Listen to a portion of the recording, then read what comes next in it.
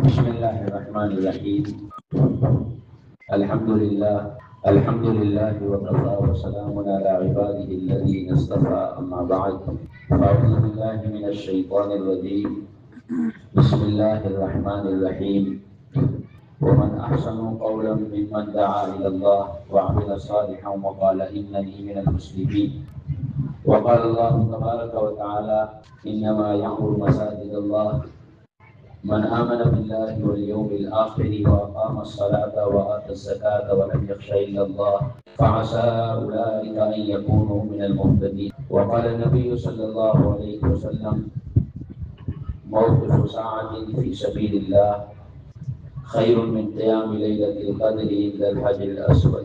وقال النبي صلى الله عليه وسلم من ألف المسجد ألف الله أو كما قال عليه الصلاة والسلام. قابل قدر دوستوں بزرگوں، اللہ رب العزت نے جب سے اس دنیا کا نظام بنایا اس وقت سے لے کر قیامت تک کے لیے آنے والے تمام انسانوں کی کامیابی کی بنیاد اور ان کی کامیابی کا ضابطہ اپنے دین کو بنایا، جس کی زندگی کے اندر مکمل دین ہوگا اور جو انسان بھی مکمل طور پر شریعت اور سنت کا پابند ہوگا، اللہ رب العزت اس کی دنیا اور آخرت زندگی کو یقیناً آسان کریں گے۔ دنیا کی زندگی میں عزت اور راحت دیں گے اور آخرت کی لامحدود اور ہمیشہ ہمیشہ کی زندگی میں اللہ تعالیٰ اسے جنت اور اپنی رضا عطا فرمائے۔ اور جس انسان کی زندگی دین سے ہٹی ہوئی ہے اور جو انسان احکام شریعت سے منہ موڑ کر زندگی گزارتا ہے، چاہے ظاہری اعتبار سے مال والا ہے، اسباب والا ہے، دنیا کی چیزوں اور دنیا کی دولت والا ہے، لیکن ضابطۂ خدا بندی کے پابند نہ ہونے کی وجہ سے اللہ تعالیٰ اس کو ہر کامیابی کی شکل میں اور ہر کامیابی کی راہ میں اسے ناکام کر کے دکھائیں گے۔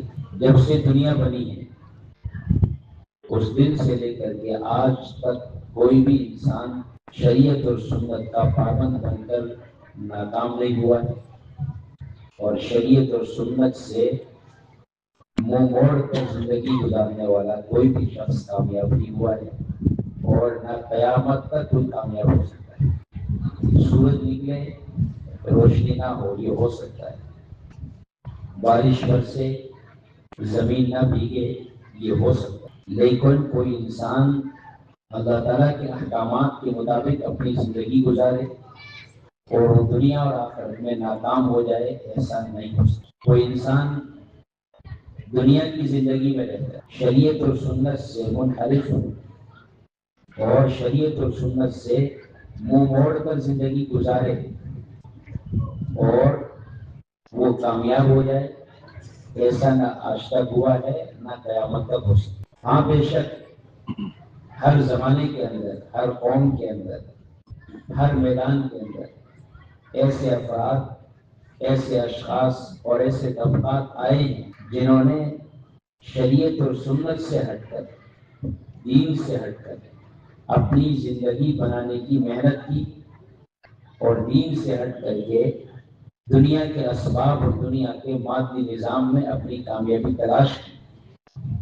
لیکن قرآن گواہ ہے، اسلام کی اور دنیا کی تاریخ گواہ ہے کہ ایسے تمام تر افراد کو، تمام تر اشخاص کو اور تمام تر افراد کو اور طبقات کو اللہ رب العزت نے تمام ظاہری طور پر کامیابی کی شکلوں اور اسباب میں رکھ کر ناکام کر دیا۔ مال والوں کو مال کے ساتھ ذلیل کر کے دکھایا، کرسیوں والوں کو عہدوں اور کرسیوں کے ساتھ ناکام کر کے دکھایا، اور دنیا کے نظام پر قابض لوگوں کو اللہ رب العزت نے ان کی تمام تر طاقتوں کے ساتھ مٹی میں ملا کر دکھایا۔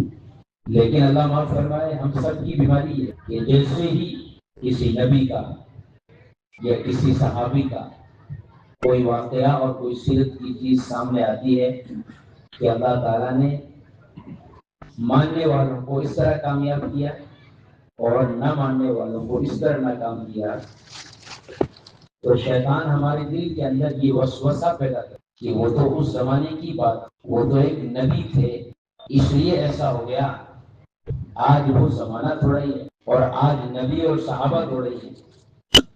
آج کیسے ہو سکتا ہے؟ حالانکہ یہ بات ہمیشہ یاد رکھنی چاہیے، اللہ تعالیٰ کی مدد اور نصرت کا وعدہ کسی کی ذات سے یا کسی زمانے سے نہیں ہے، بلکہ اللہ کی مدد اور نصرت کا وعدہ قیامت تک کے آنے والے ایمان والوں سے۔ اِنَّا لَنَنصُرُ رُسُلَنَا وَالَّذِينَ آمَنُوا فِي الْحَيَاةِ الدُّنْيَا، کہ یقیناً ہم ضرور بھی ضرور اپنے رسولوں کی اور ایمان والوں کی دنیا کی زندگی میں مدد اور نصرت کریں۔ دوسری جگہ فرمایا وَكَانَ حَقًّا عَلَيْنَا نَصْرُ الْمُؤْمِنِينَ، ہمارے ذمے ہیں اور ہمارے ذمے یہ حق ہے کہ ہم ضرور بھی ضرور ایمان والوں کی مدد اور ان کی نصرت کریں گے۔ یہ وعدہ اللہ رب العزت کا ایمان اور اعمال پر قیامت تک کے آنے والے لوگوں سے، لیکن شرط یہ ہے کہ یہ حقیقی مومن بنے اور اپنے آپ کو ضابطۂ خداوندی کا یعنی شریعت اور سنت کا 100% پوری طریقے سے پابند بنائے۔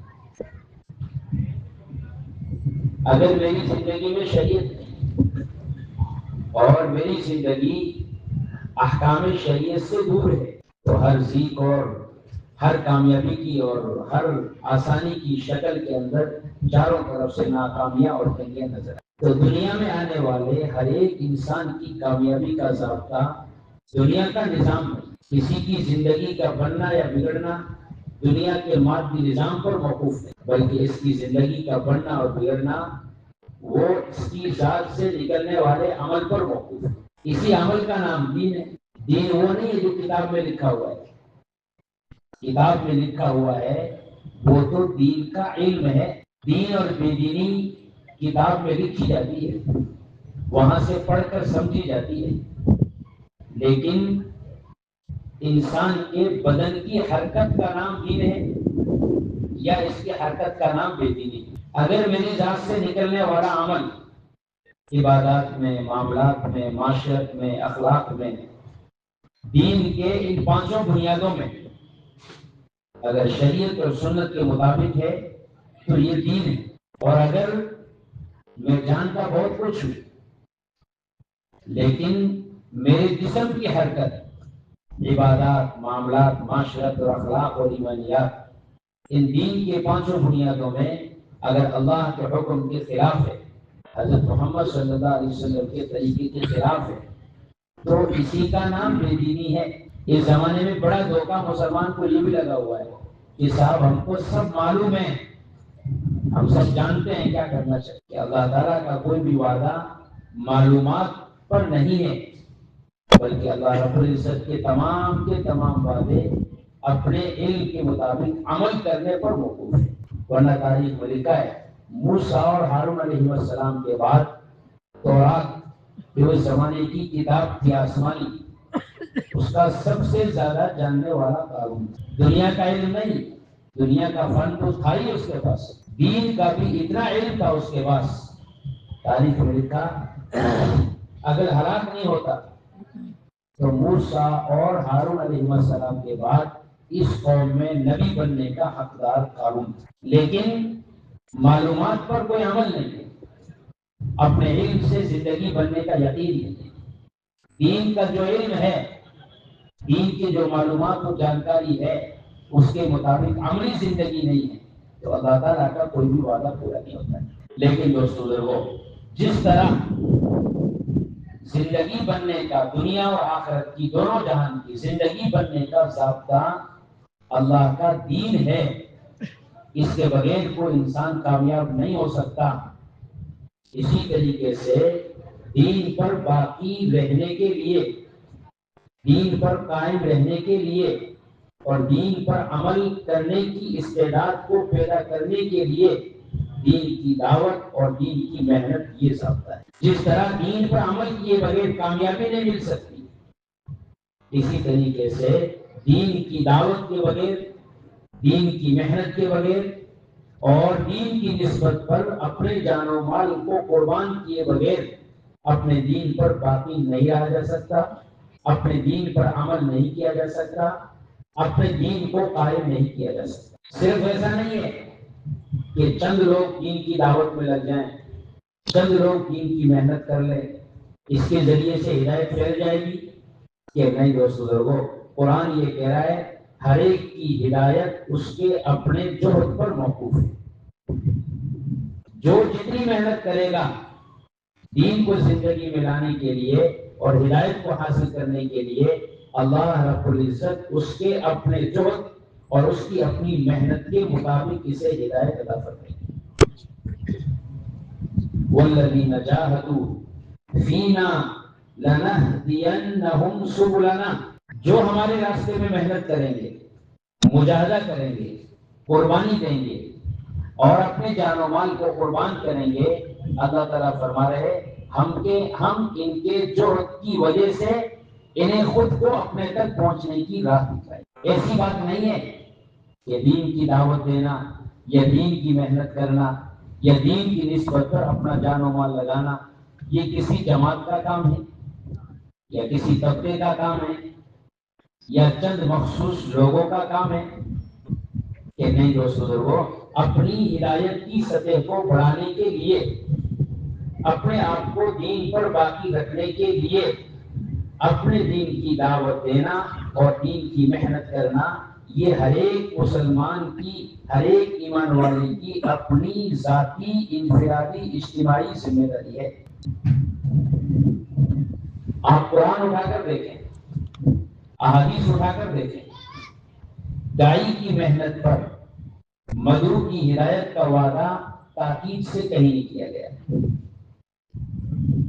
یعنی میں گشت کروں، میں ملاقات کروں اور میں تقریر کروں یا میں دین کے کسی بھی شعبے میں کام کروں، اس محنت کے ذریعے سے میرا مدعو اور میرا میدان محنت ہدایت پر آ جائے، اس کی قرآن نے امید دلائی ہے، لیکن یقین سے وعدہ کہیں نہیں کیا۔ اذهبا الى فرعون قولا له قولا لینا لعله يتذكر او يخشى۔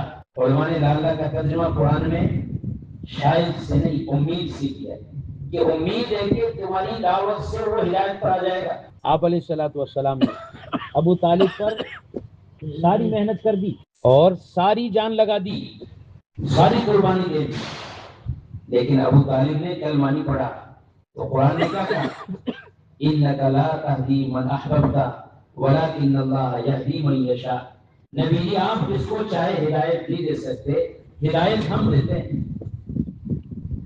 اور دوسری طرف قرآن کیا کہہ رہا ہے؟ نبی جی ہم نے آپ کو ہادی بنا کر بھیجا ہے۔ دوسری طرف قرآن کیا کہہ رہا ہے؟ یہ قرآن انسانیت کی ہدایت کی ضمانت اور ہدایت کا ضابطہ ہے۔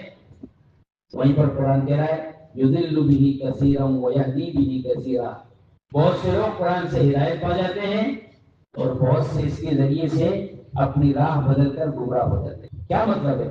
میں کچھ عرض کرنا چاہ رہا، جہاں ہدایت دینے کا تعلق مخلوق کے ساتھ، چاہے انبیاء ہو، چاہے اولیاء ہو، چاہے صالحین ہو، چاہے علماء ہو، چاہے دنیا کا کوئی بھی دین کی محنت کرنے والا ہو، تو اس کا مطلب یہ ہے کہ اس کو بھیجا گیا ہے یا اس کے ذمہ ہے ہدایت دینا، یعنی راستہ بتلانا، منزل مقصود تک پہنچانا اس کے اختیار میں نہیں۔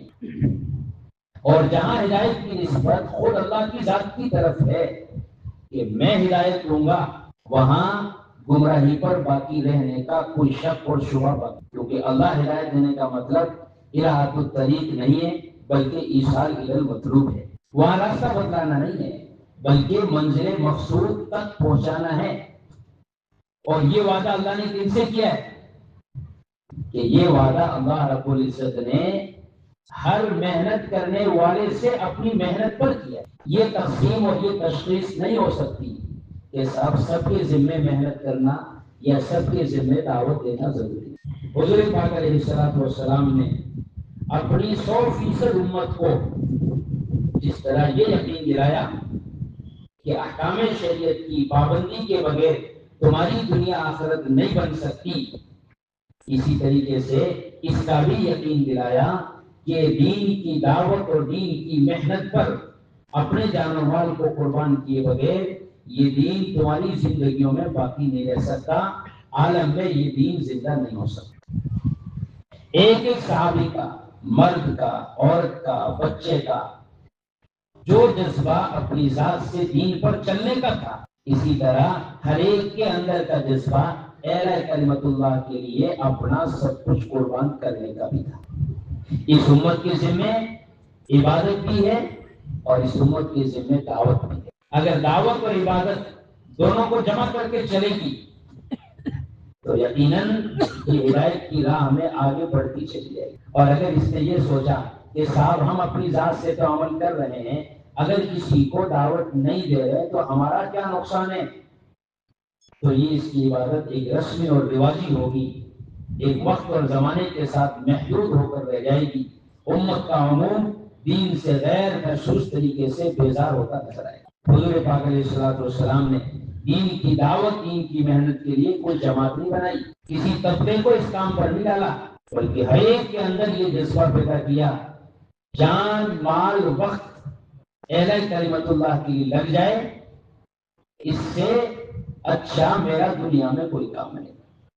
ابلیہ سلام اللہ کسی نے پوچھا، حضرت تبلیغ کی کام سے آپ کیا چاہتے ہو؟ علماء سے کہتے ہو سال میں نکلو، دوسرے سال میں نکلو، تیسرے سال میں نکلو، اور ہر عام سے کہتے ہو ہر سال 4 مہینے نکلو، گشت کرو، محنت کرو، چاہتے کیا ہو؟ ہمارا تو آج تک خیال یہ بنا ہوا ہے کہ صاحب تبلیغ کا کام ایسا ہے جس کو نماز یاد نہیں جماعت میں جائے تاکہ اس کی نماز صحیح ہو جائے۔ اب جب نماز صحیح ہو گئی ہے تو اب اس کے ذمہ نکلنا، محنت کرنا کوئی ضروری نہیں، کہ بے شک نکلنا اس لیے ہے کہ دین کی جو بات معلوم نہیں اس کو سیکھیں گے، لیکن دین کی دعوت اور دین کی محنت کی بنیاد صرف یہ نہیں ہے کہ لوگوں کا کلمہ نماز صحیح ہو جائے۔ ابلیہ سے کسی پر حضرت کیا چاہتے ہو؟ حضرت نے فرمایا میں اس کام سے یہ چاہتا ہوں کہ جس طرح کرنے اول میں دور نبوت اور دور صحابہ میں ہر ایک ایمان والے کا اندر کا جذبہ یہ تھا کہ میرا کام اللہ کے نام پر جان و مال کے قربان کرنے کے سوا کچھ نہیں ہے، آج بھی ہر ایک ایمان والے کے اندر کا جذبہ یہ ہے کہ میرے دنیا میں آنے کا مقصد اللہ کے دین کو دنیا میں زندہ کرنے کے لیے اپنا سب کچھ قربان کرنا۔ تمام امت کا یہ جذبہ تھا۔ مال اللہ کے نام پر کام آ گیا، اللہ کا شکر ادا کرو۔ ابوبکر رضی اللہ تعالیٰ عنہ ہجرت کے لیے نکلے، ایک اونٹنی اپنی، ایک اونٹنی اللہ کے نبی علیہ الصلوۃ والسلام کے لیے پہلے سے تیار کر رہے، سفر طے کرنا شروع کیا۔ روایتوں میں ابو قحافہ رضی اللہ تعالیٰ عنہ ابوبکر کے والد جو اس وقت ایمان نہیں لائے تھے، فتح مکہ کے بعد ایمان لائے، آنکھوں سے معذور تھے، نظر نہیں آتا تھا، اپنے گھر میں آئے اپنے پوتیوں کے پاس اور آ کر کہنے لگے مجھے بڑا غم ہے کہ تمہارا باپ تمہیں چھوڑ کر چلا گیا، لیکن مجھے فکر اس بات کی ہو رہی ہے کہ وہ سارے گھر کا مال بھی لے گیا ہوگا، تو ویسا نہیں کہ ہاں ہمارے لیے کچھ نہیں چھوڑا ہے۔ جو جذبہ ابوبکر کا ہے وہی جذبہ گھر میں معصوم بچیوں کا ہے۔ روایت میں اسماء رضی اللہ فرماتی ہے میں نے جلدی سے چھوٹے چھوٹے کنکر اٹھائے، ایک تاخ میں رکھے، اوپر ایک کپڑا ڈالا اور دادا جان کا ہاتھ اوپر رکھوا کر یوں کہا دادا جی یہ دیکھو ابا جی ہمارے لیے اتنے پیسے چھوڑ کر گئے ہیں، آپ فکر مت کرو۔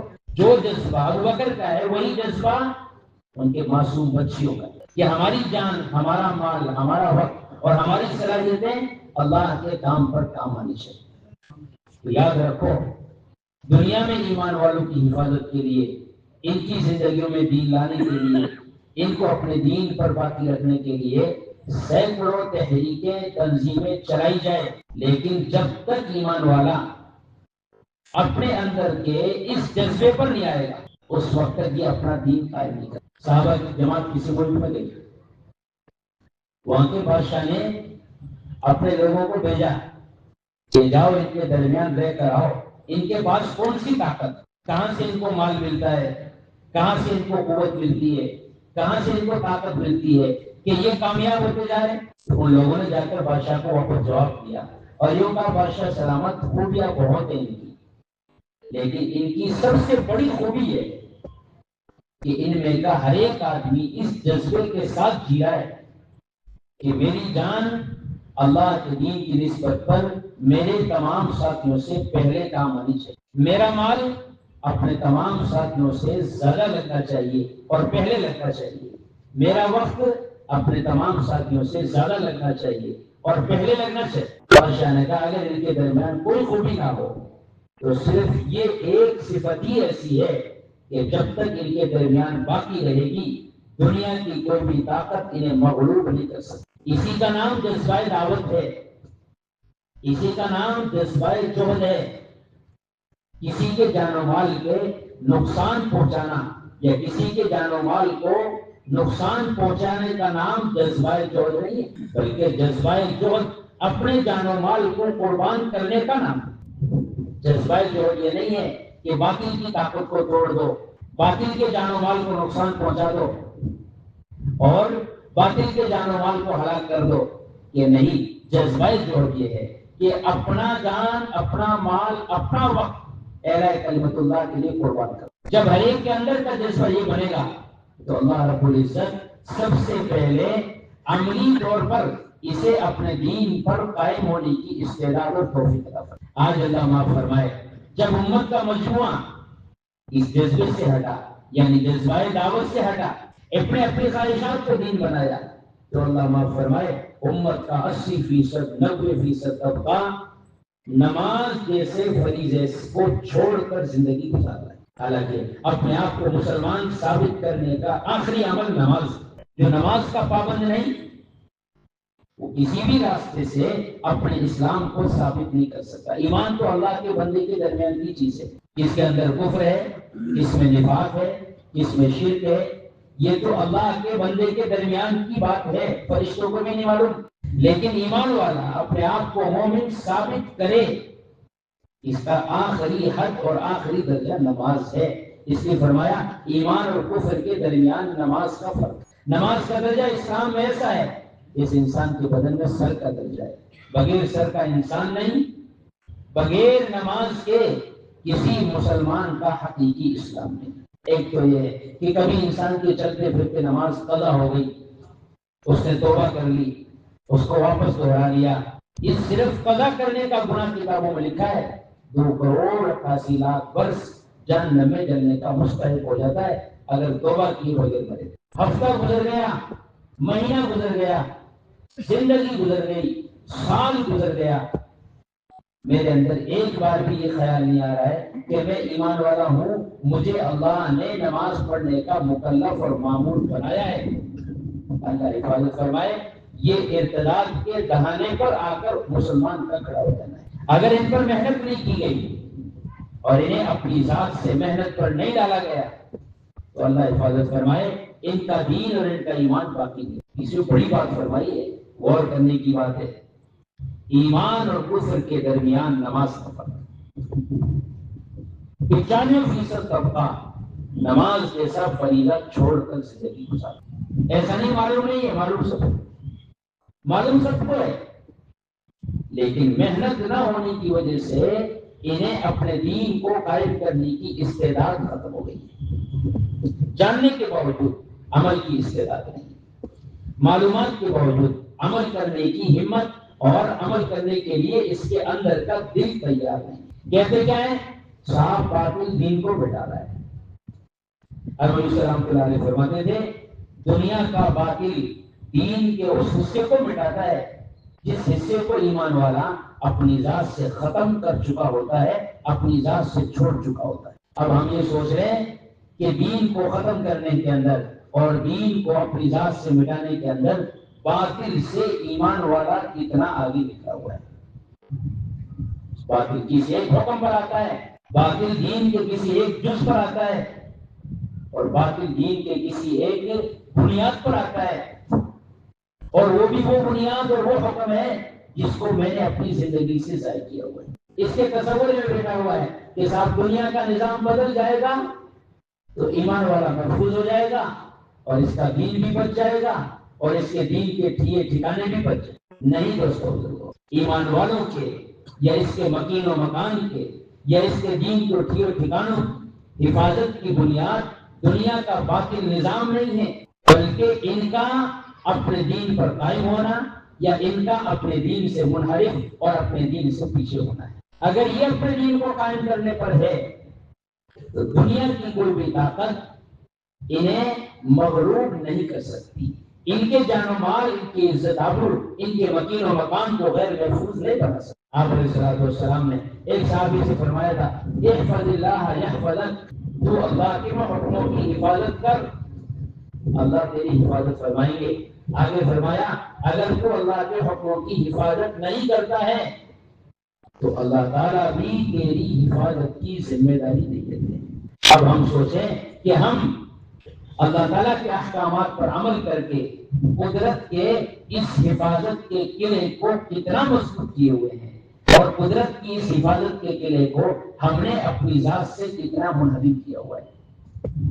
ایک آدمی کھیتی کی باڑ کر کے اپنی کھیتی کی حفاظت کرتا ہے، کھیتی کا موسم ہے، چاروں طرف لوگوں نے باڑ لگا رکھی، اگر اس کے مکان، اس کے کھیت کی ایک طرف کی باڑ گر جائے، اس کی کاربندی گر گئی، اب ادھر سے جانور آ کر کے اس کے کھیت کو نقصان پہنچا دیں اور یہ کہے امام صاحب دعا کرو ان جانوروں سے میرا کھیت محفوظ ہو جائے، کہ اس امام صاحب سے نہیں، مکے کے امام صاحب سے بھی دعا کروا لے، لیکن جب تک اپنی ٹوٹی ہوئی باڑ ٹھیک نہیں کرے گا اس وقت تک اس باطل کے نقصان سے تیرا جان و مال، تیری عزت آبرو محفوظ نہیں رہ سکتا۔ اللہ کے گھروں کا سنو، دھیان سے سنو، اللہ کے گھروں کا انہدام یہ نہیں ہے کہ عمارت کو توڑ دیا جائے، بلکہ اللہ کے گھروں کا انہدام یہ ہے کہ ایمان والا وہاں اعمال کا قائم کرنا چھوڑ دے۔ در و دیوار کیا چیز ہے؟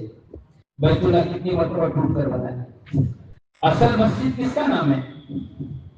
کہ مسجد اس جگہ کا نام ہے جہاں پر نیت کر لی گئی، اور مسجد ان اعمال کا نام ہے جو حضرت محمد صلی اللہ علیہ وسلم نے اپنی مسجد میں قائم کیے تھے۔ مسجد چاہے چھپر کی ہو، مسجد چاہے کھلے چھت کے نیچے ہو، کھلے آسمان کے نیچے ہو، یہ مسجد مسجد ہے۔ مسجد کا منہدم ہونا یہ نہیں ہے وہ اس کا مینار گر گیا ہے یا اس کی دیوار گر گئی ہے یا اس کی عمارت ٹوٹ گئی ہے، بلکہ مسجد کا منہدم یہ ہونا یہ ہے کہ مسجد کے اطراف میں رہنے والے 500 بالغ مردوں میں سے 50 بھی آ کر مسجد میں نماز نہیں پڑھ رہے، یہ مسجد کا منہدم ہونا ہے۔ وہ تو اس کی منہدم کی ہوئی مسجد ہوئی، در و دیوار کو دنیا کا باطل ہٹاتا ہے تو اس کو اپنے مال کے ضائع ہونے کا درد ہوتا ہے۔ جیسا امت کا مال ضائع ہو رہا ہے کہ بے شک درد کی چیز ہے، ایمان کا تقاضا ہے، لیکن دوستو بزرگو ان حالات تک باطل کے پہنچنے کی اصل بنیاد کیا ہے؟ اس کی اصل بنیاد یہ ہے کہ ایمان والے نے اپنی ذات سے، اپنے عمل سے مسجد کو غیر آباد کرنے کی روک پڑا۔ جو مسجد 24 گھنٹے عمل سے آباد رہنے کے لیے تھی، اللہ حفاظت فرمائے، بدگمانی میں عطا کرے، لیکن کتنی مسجدیں ایسی ہیں جو اذان کی آواز کو ترس رہی ہے اور مسجد میں آ کر کسی جماعت کی نماز کو ترس رہی ہے۔ مسجد تو بنا دی شب بھر میں، ایمان کی حرارت والوں نے، دل اپنا پرانا پاپی ہے، برسوں میں نمازی بن نہ سکا۔ کتنی مسجدیں ایسی ہے جس کے اطراف میں ایمان والا رہتا ہے اور اس مسجد کو 5 وقت کی جماعت کی نماز نصیب نہیں ہے، اس مسجد کو۔ یہ مسجد منہدم کس نے کی؟ باطل نے کہ نہیں، مسجد کے اصلی جو روح، اصل جس کا نام مسجد ہے، میں نے شروع میں کیا در و دیوار کا نام مسجد، در و دیوار کا نام مسجد نہیں ہے، مسجد تو اس جگہ کا نام اور اس جگہ پر کیے جانے والے اعمال کا نام ہے۔ ابراہیم علیہ السلام کے ذریعے سے اللہ تعالیٰ نے بیت اللہ بنوایا، نوح علیہ السلام کے دور میں طوفان آیا تو اس بیت اللہ کی در و دیوار منہدم ہو گئی، لیکن قیامت تک اللہ کا گھر تو اللہ کا گھر ہی رہے گا۔ ابراہیم علیہ السلام نے، اللہ تعالیٰ نے ان کے ذریعے سے بیت اللہ کی واپس تعمیر کروائی، لیکن اس تعمیر کے لیے کتنی بڑی قربانی دلائی کہ مسجد آباد کس سے ہوتی ہے، اور مسجدوں کی اصل تعمیر اور اس کی آبادی اصل کیا ہے؟ شام چھڑوا کر معصوم بچے کو اور اس کی ماں کو محرم چکر میدان میں ایک معصوم بچے کو اور ایک اکیلی عورت ذات کو قربانی دلائی، مدتوں گھر سے دور رکھا، اور ان تمام تر قربانیوں کے بعد پھر اللہ نے حکم دیا کہ اب ہمارا گھر بناؤ، کہ اب اس کو آباد کون کرے گا؟ تو اللہ سے دعا مانگی، یا اللہ ایسی امت عطا فرما جو تیرے اس گھر کو آباد کرے، تیرے گھر کی طرف متوجہ ہو، کہ جو اللہ کے گھر قربانیوں سے آباد ہوتے ہیں، کہ وہ مرجعیت اختیار کرتے ہیں، ان کی طرف اللہ کے بندوں کے دل متوجہ ہوتے ہیں۔ مجھے اللہ کے نبی کے آنے سے پہلے بیت اللہ پھر کسی وجہ سے منہدم ہو گیا، مشرکین نے بیت اللہ بنایا، لیکن حتیم کو اور مقام ابراہیم کو بیت اللہ کے اندر کا حصہ تھا، اس کو باہر رکھا۔ کیوں؟ کہ ہمارے پاس پاک اور حلال مال اتنا ہی ہے جس کے ذریعے سے اتنا ہی بیت اللہ بن سکتا ہے، پورا نہیں بن سکتا۔ مشرکین ہیں، نہیں جانتے توحید کیا ہے، نہیں جانتے ایمان کیا ہے، لیکن اللہ کا گھر ہے، چھوٹا بنا لیں گے لیکن حلال اور پاک مال سے بنائیں گے۔ حتیم اور بیت اللہ، حتیم آتی باہر، مقام ابراہیم آتی باہر ہے بیت اللہ کی، یہ چار دیواری سے، یہ مشرکین کی بنیادوں پر بنائے ہوئے بیت اللہ ہے۔ انہوں نے چھوٹا کیوں بنایا؟ کہ ہمارے پاس اس وقت حلال مال کا انتظام اتنا ہی ہے، اس لیے ہم اللہ کا گھر حرام مال سے نہیں بنائیں گے۔ یہ اونچا دکھنا چاہیے، یہ خوبصورت دکھنا چاہیے، یہ ایسا بننا چاہیے۔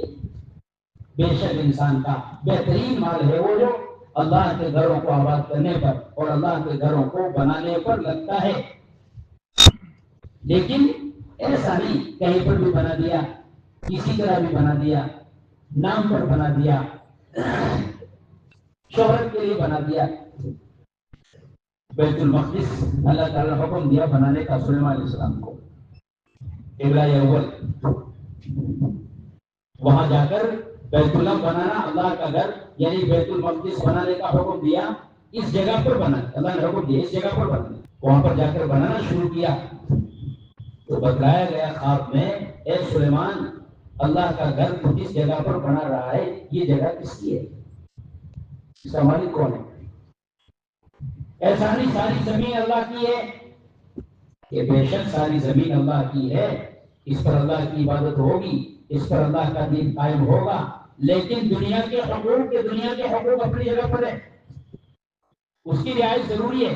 تو معلوم کرنے سے پتہ چلا یہ کسی کی ذاتی زمین ہے۔ سلیمان علیہ السلام اس کو بلایا اور بلا کر یوں کہا، بھائی یہ زمین مسجد میں دے دے، مجھے اللہ نے حکم دیا اس جگہ گھر بنانے کا۔ کہا کیوں دیکھو میری زمین ہے۔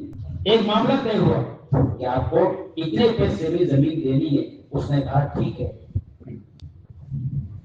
دوسرے دن جب پیسے دینے کا وقت آیا تو اس آدمی نے انکار کر دیا، بولا اتنی سستی زمین میں نہیں دیتا۔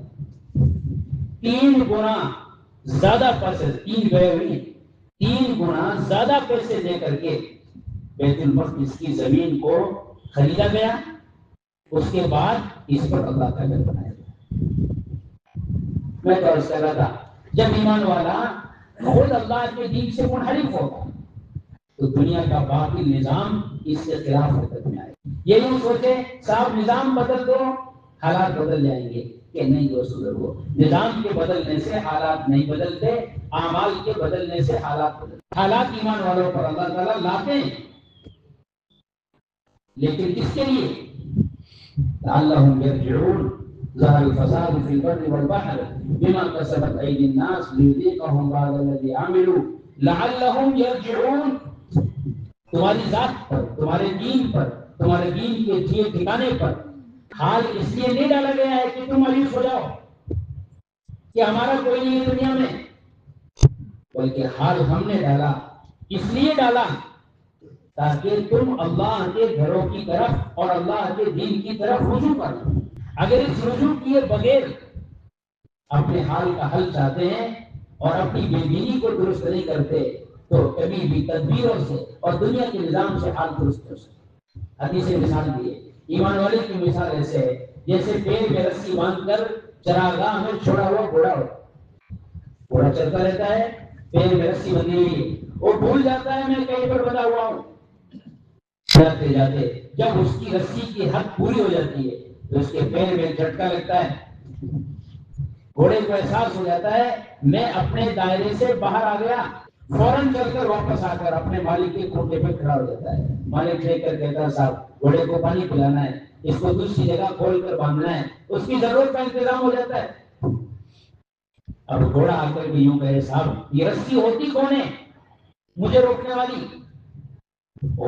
اور زیادہ آگے پیچھے بجائے مالک کے کھوٹے کی طرف رجوع کرنے کے کہ جتنا آگے کھینچے گا اتنے اس کی پیر کی رسی جکڑتی چلی جائے گی، جتنا کھینچے گا اتنی جکڑے گی۔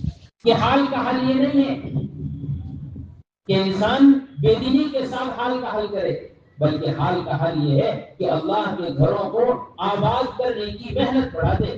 اور اللہ کا گھر اس جگہ کا نام ہے جس جگہ پر اللہ کا گھر بن گیا، در و دیوار کا نام نہیں، ان اعمال کا نام ہے جن اعمال کو مسجدوں کے اندر قائم کرنے کا حکم دیا گیا ہے۔ ہم اس بنیاد کو قائم کرتے ہیں، اللہ رب العزت دنیا کے باطل نظام کو جو ایمان اور اسلام کے خلاف ہوگا، اللہ ایسے نظام کو یقیناً دنیا میں منہدم کر کے رہیں گے۔ ہم یہ نہ سوچے صاحب کچھ نہیں ہوتا ہے، قرآن کیا کہہ رہا ہے؟ کمثل بیت العنکبوت، دنیا کا جو باطل نظام تمہیں نظر آ رہا ہے یہ قدرت کے مقابلے میں ایک مکڑی کے جالے سے زیادہ مضبوط نہیں۔ کیا حیثیت ہوتی مکڑی کے جالے کی؟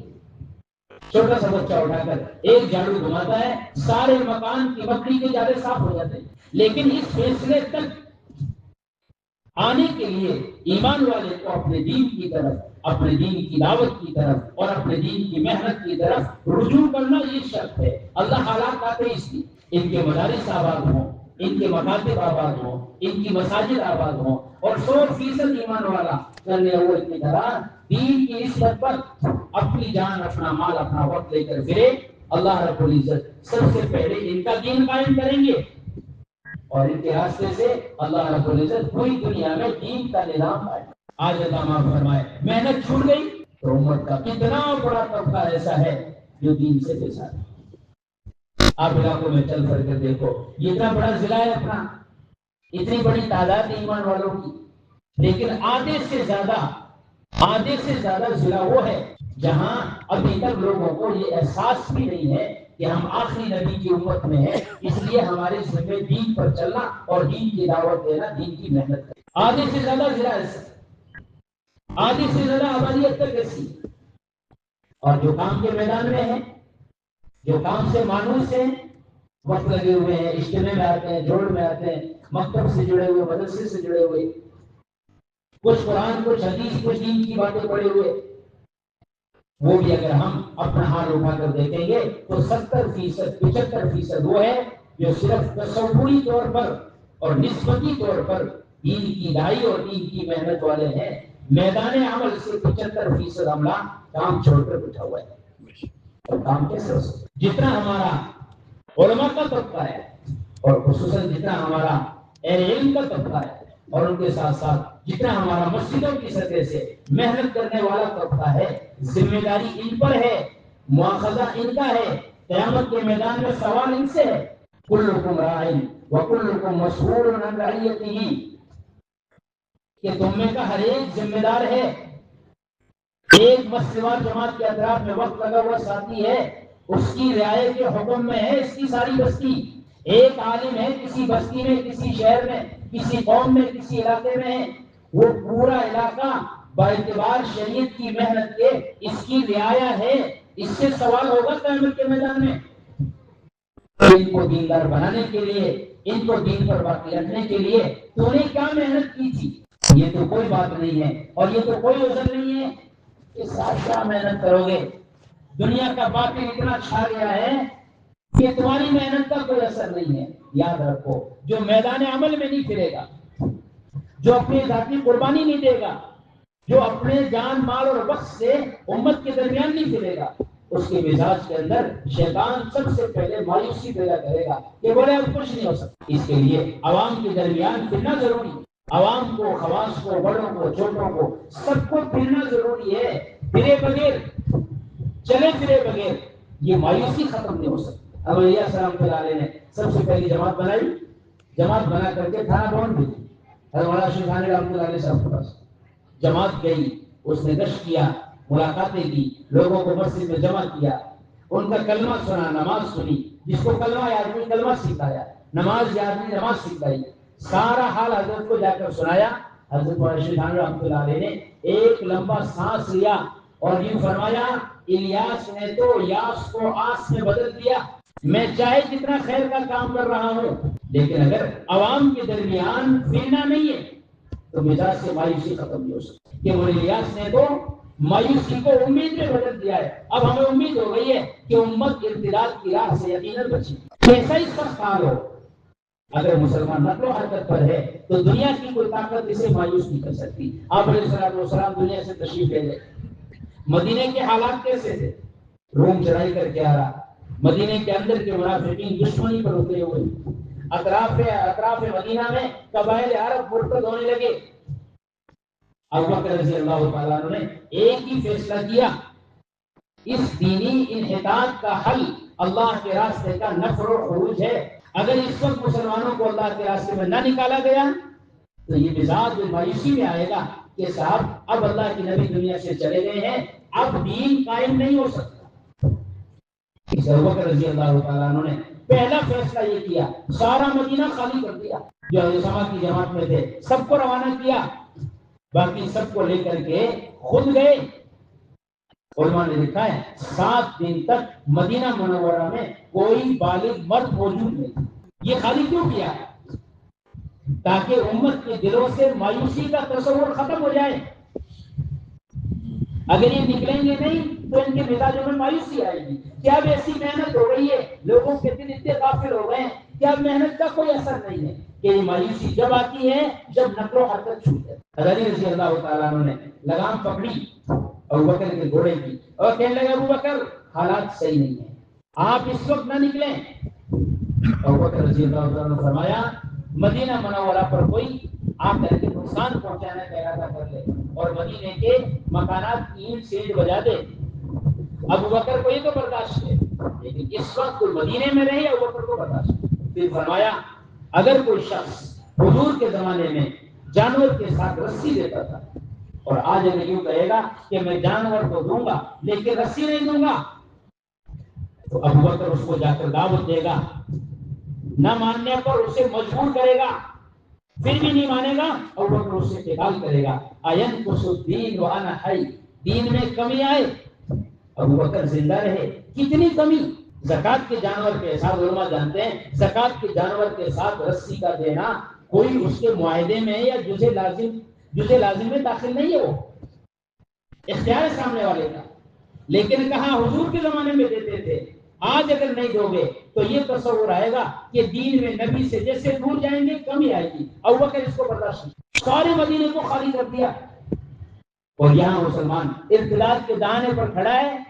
ہمارا اچھا خاصا پرانا عملہ بھی یوں کہتا ہے چلانے لگا تو کیا بات ہے، میں تو نماز پڑھ رہا ہوں، مجھے جو بنجر بس کی محنت کے لیے ملی ہوئی سیر روزہ کے اعتبار سے نہیں لگے تو کیا بات ہے، میں اپنے مقام پر کام تو کر رہا ہوں. اگر امت کے درمیان نقل و حرکت نہیں، ابو عیسیٰ رحمۃ اللہ علیہ فرماتے تھے مسلمان کی مثال دین کو لے کر پھرنے میں جاری پانی کی طرح ہے. پانی جب تک جاری رہتا ہے تو اس پانی کی ایک تاثیر ہوتی ہے، تاثیر یہ ہوتی ہے کہ یہ پانی پاک رہتا ہے، دوسروں کی پاکی کا ذریعہ بنتا ہے. اور اسی پانی کی طاقت ہوتی ہے، طاقت یہ ہوتی ہے کہ بڑی سے بڑی نجاست کے اثر کو دفع کر دیتا ہے. آپ ایک دیکھیں نالے سے ٹیوب ویل سے نکل کر چھوٹا سا پانی کا نالا بہ رہا ہے، گائے نے، بھینس نے، بکری نے، بھیڑ نے، اونٹ نے وہ چلتے ہوئے پانی میں نجاست ڈال دی. علماء کیا کہیں گے کہ اس نجاست سے یہ پانی ناپاک نہیں ہوا، حالانکہ تھوڑا سا ہے. آپ تھوڑی سی امید ہو تو نیچے ریت آپ کو ہاتھ میں لگ جائے گی، تھوڑا سا پانی لیکن بہ رہا ہے. تو اس کی حرکت میں یہ طاقت ہے کہ نجاست کے اثر کو اپنے اندر اثر انداز نہیں ہو. اگر امت دین کو لے کر پھر رہی ہے خدا کی قسم باطل کی کوئی بھی محنت، باطل کی کوئی بھی طاقت اور باطل کی کوئی بھی دعوت اس کے دین کے کسی بھی شعبے کو متاثر نہیں کرتی. ورنہ سب سے پہلے معاملات متاثر، معاشرت متاثر، اخلاق متاثر اور آخری ڈاکہ اس کے ایمان پر یقین. کھاڑی کا پانی ہے، تالاب کا پانی ہے، ٹھہرا ہوا ہے تو دکھنے میں بہت ہے. جیسے ہم دیکھتے ہیں صاحب اتنے مدارس ہیں، اتنے مکاتب ہیں، اتنے علماء ہیں، اتنا بڑا اجتماع ہوتا ہے، اتنے دیندار لوگ ہیں کہ نہیں دوستو، اگر امت کا عموم نقل و حرکت پر نہیں آیا، 100% مسلمان دین کا داعی نہیں بنا دین کی محنت کرنے والا نہیں بنا، تو ان کے اندر سے باطل کی محنت کے اثرات کو دفاع کرنے کی طاقت ختم ہو جائے گی۔ تالاب کے اندر درخت گرا، اس کے پتوں کا رنگ اندر، جانور نے نجاستیں کی، اس کا اثر اس کے اندر ایک دم نظر نہیں آتا، سال میں 2 سال میں آپ دیکھیں گے اس پانی کا رنگ بدل گیا، اس کی بو بدل گئی، اس کا مزہ بدل گیا۔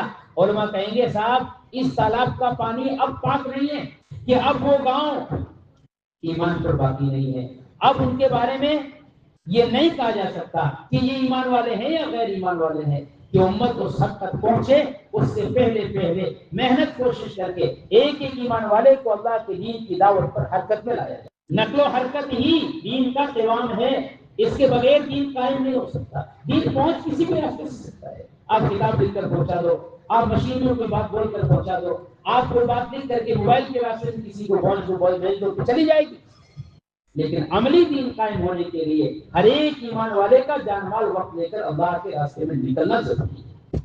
ہمیں 4 مہینے کی جماعتیں بنا کر پورے علاقے میں پھرنا ہے، ایک بستی، ایک گھر، ایک گاؤں، ایسی محنت کوشش کریں کہ مسلمان نے جو اپنا دین منحرف کیا ہوا ہے اپنی ذات سے، یہ اپنے دین کو قائم کرنے پر آ جائے۔ قدرت اپنا انتظام باطل کے لیے خود کرے۔ جب مقابلہ اہل باطل کا اور اسلام کا ہوتا ہے تو یقیناً باطل مغلوب ہو کر رہتا ہے، لیکن جب باطل مقابلہ ایسے لوگوں سے ہو جو دین ہی چھوڑے ہوئے ہیں تو اللہ کی مدد و نصرت کبھی نہیں آ سکتی۔ اس کے لیے دوستو سارا مجمع طے کریں انشاءاللہ ہر سال کے 4 مہینے اپنی ذمہ داری سمجھ کر اللہ کے راستے میں لگائیں گے، اس کے بغیر بھی ہماری زندگیوں میں عملی طور پر نہیں آ سکتا۔ مقام پر رہتے ہوئے مسجدوں کی سطح سے محنت کر کے ایک مسلمان کو مسجد سے جوڑنا، ایک بچے کو مکتب سے جوڑنا، اور مسجد کے اندر 24 گھنٹے عمل سے آباد کر کے شریعت اور سنت کا ماحول سیکھنے سکھلانے کا مسجد میں قائم کرنا، کہ یہ کرنے اول کی بنیادیں ہیں۔ کوئی گھر ایسا نہیں بچے ایمان والے کا جس میں 5 اعمال کے ساتھ تعلیم نہ ہو۔ ایسی محنت کریں مسجد کے اطراف میں کوئی ایمان والا ایسا نہ بچے جو مسجد میں آ کر نماز نہ پڑھتا ہو، بنے اس مسجد کی چھت ہٹا دی گئی ہو۔ چھت کا نام مسجد نہیں ہے، در و دیوار کا نام مسجد نہیں ہے۔ اللہ کے نبی علیہ السلام کی مسجد کچی تھی، بعض روایتوں میں مسجد نبوی کا کوئی دروازہ نہیں تھا، مدینہ منورہ کے جانور مسجد نبی کے صحن میں سے گزر جایا کرتے تھے۔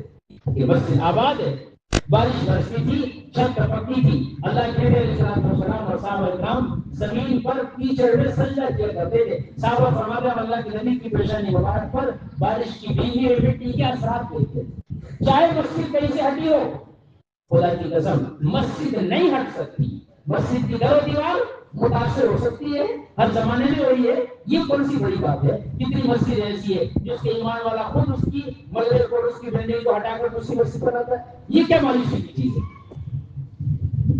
میں نے عرض کیا مایوس وہ ہوتا ہے جو میدان عمل میں نہیں ہوتا، جن کے ذمہ کام، جن کے ذمہ محنت، جن کے سامنے فکر ہے، ان کو کہے گا مسجد تو خدا کا گھر ہے، دنیا کی کوئی طاقت جس طرح اس حصے کو اس زمین سے الگ نہیں کر سکتی، اس کے اللہ کے گھر ہونے کو کوئی متاثر نہیں کر سکتا۔ تو قدرت کا فیصلہ ہے، یہ تو اللہ کا فیصلہ ہے۔ میں تو اس حصے کو آباد کر دوں، قدرت کا سارا نظام میری موافقت میں آئے گا۔ ایک ایمان والے کو مسجد کی جگہ سے، مسجد سے جوڑیں، ایک بچے کو مکتب سے جوڑیں، تاکہ جا کر کے اپنا عقیدہ صحیح کرے، اپنا قرآن صحیح کرے، اپنی شریعت و سنت سیکھے، اور بڑے اللہ تعالیٰ کے راستے نکل کر کے دین سکھائے، دوسروں کے اندر دین کو زندہ کرنے کی محنت کرے۔ اس کے لیے سارا مجمع طے کرو انشاءاللہ ہر سال 4 مہینے اللہ کے راستے میں لگائیں گے، صحیح ترتیب کے ساتھ انشاءاللہ، اور مقام پر رہتے ہوئے ہمیشہ 8 گھنٹے مسجد کی آبادی کے لیے، اور ہر مہینے 10 دن اپنے علاقے میں مقامی کام کو جمانے کے لیے، محنت کے لیے ہم سب کو فارغ کرنے ہیں انشاءاللہ۔ بولو تیار ہو؟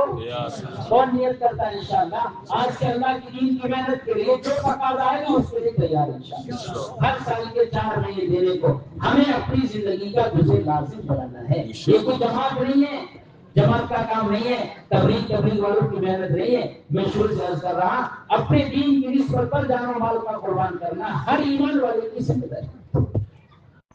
اور آپ دنیا کی تاریخ کو اٹھا کر دیکھو، عوام سے زیادہ اللہ کی دین کی محنت کے لیے قربانی کے میدان میں اہل علم کا طبقہ عوام سے زیادہ ہر زمانے میں آگے رہا ہے، اور آج بھی الحمدللہ مکاتب کے راستے سے، مدارس کے راستے سے، دین کے دوسرے کاموں کے راستے سے، اسی طرح دعوت و تبلیغ میں اللہ کے راستے کے نقل و حرکت کے اعتبار سے علماء کی تعداد اور علماء کی قربانی یقیناً عوام سے بڑی ہوئی۔